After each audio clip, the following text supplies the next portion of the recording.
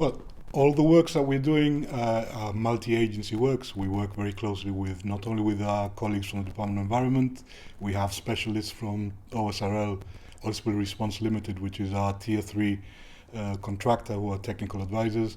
We also work with a number of local stakeholders, including the workforce from JBS who are assisting in this. We work to facilitate access and help on the assessment shoreside, and then the Department of Environment together with OSRL plan out the works and actually carry out the works. So maybe it's for Liesl to give further details on the works at Seven Sisters. So as the captain of the port said, we do daily assessments starting at first light and continuously throughout the day with our colleagues in the port and in OSRL. That will dictate where we prioritise our assets and our resources on the day. As we said yesterday, Seven Sisters is an area which had extra soiling. Luckily, the last 24 hours have been positive in the sense that we've had no new soiling in Seven Sisters. We are working at this moment in time to set up safe access to the beach. It's not a beach that has public access. So scaffoldings are being prepared so that we can have safe access to the beach tomorrow and focus our efforts there. We are in constant contact with NGOs. We're very grateful for their work, for their assistance on this matter. And as from tomorrow for the next few days, that will be our priority. And in terms of other beaches, the more public beaches which are accessible, we're now at the turn of the season. You know, autumn is here, but it's still warm enough for people to go to the beach. Are there any concerns in other beaches, particularly those close by? Well, we've had a little bit very mild soiling today in Camp Bay and Eastern Beach, and again, we've got teams at the ready and they're deployed immediately. But fortunately, the weather has been on our side, and as the captain of the port said, we've redeployed the booms, and we've seen a drastic sort of decline in the amount of soiling of beaches.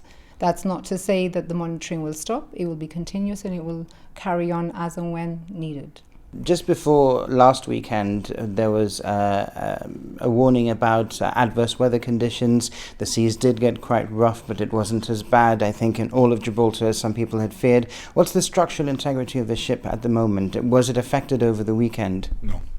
As we said, whilst we knew that the weather wasn't going to be one of the severe storms, it made very little sense for us to take a gamble and bank on the vessel remaining intact. By taking the action that we did, we made sure that we protected the structural integrity of the ship and we had no further deterioration. This is being confirmed right now by a diver survey which is being conducted.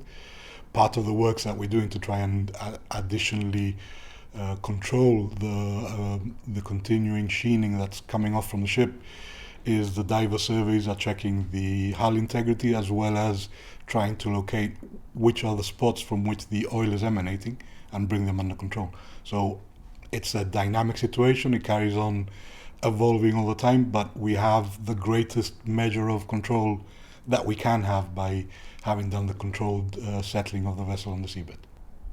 What can the community now see moving forward? This is a situation, obviously, that is changing daily, I imagine, as well. But what will we be hearing going forward about that we will visually be able to see in terms of any changes that will be happening?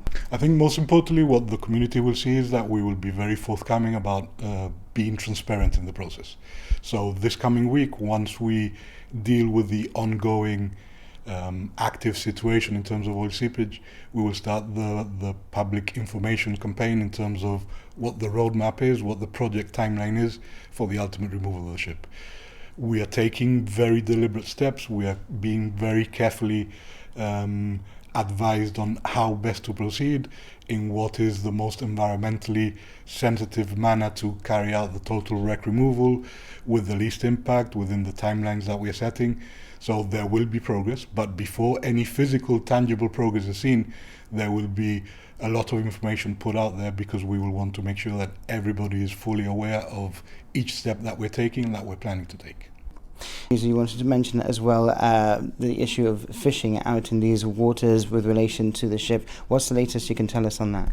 Okay, so in relation to fishing and to water sampling, obviously we've taken a very proactive approach. We've been sampling sediments, seawater and marine species. I'm very happy to say that all the tests so far in relation to bathing water quality have been below detection. So again, going back to my point earlier on as to how the impact can be alarming from a visual perspective, but when we analyze the water chemically, the results sort of aren't really there, which is obviously a very good thing. It is a dynamic situation, and like the captain said, this is an ongoing situation and it can change. Having said that, we are monitoring, we're taking the precautionary approach. We have advised fishermen, we strongly advise fishermen not to fish if they do want to fish, that it should be catch and release. They should wash their hands very carefully afterwards.